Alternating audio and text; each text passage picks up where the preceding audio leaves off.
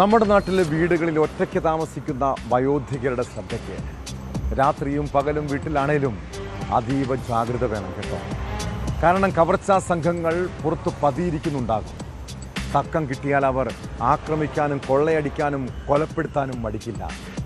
കാസർഗോഡ് കരിന്തളത്ത് വയോധികയെ വീടിനുള്ളിൽ മരിച്ച നിലയിൽ കണ്ടെത്തിയതിൽ ദുരൂഹതയുണ്ട്.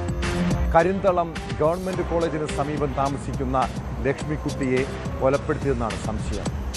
സംഭവത്തിൽ പോലീസ് കേസെടുത്ത് അന്വേഷണം ഊർജിതമാക്കിയിട്ടുണ്ട്.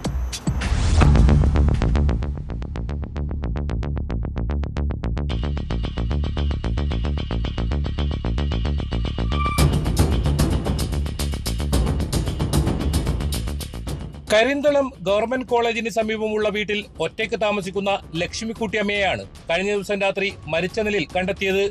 രാത്രിയായിട്ടും വീട്ടിൽ ലൈറ്റ് കാണാത്തതിനെ തുടർന്ന് പരിസരവാസികൾ അന്വേഷിച്ചെത്തിയപ്പോഴാണ് വീടിന്റെ അടുക്കള ഭാഗം തുറന്ന നിലയിൽ കാണപ്പെട്ടത്. തുടർന്ന് വീടിനകത്ത് നടത്തിയ പരിശോധനയിൽ ലക്ഷ്മിക്കുട്ടിയമ്മയെ നിലത്ത് വീണ് കിടക്കുന്ന നിലയിൽ കണ്ടെത്തി.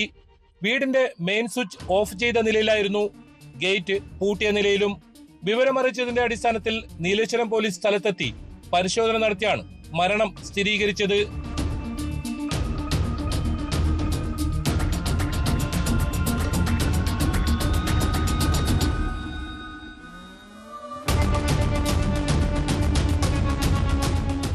വിരലടയാള വിദഗ്ധരും ഡോഗ് സ്ക്വാഡും വീട്ടിലെത്തി തെളിവുകൾ ശേഖരിച്ചു.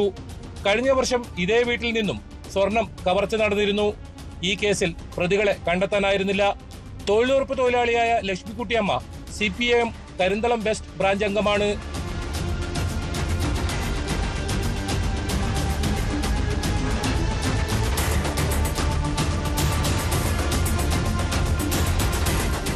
ന്യൂസ് 18 കാസർഗോഡ്.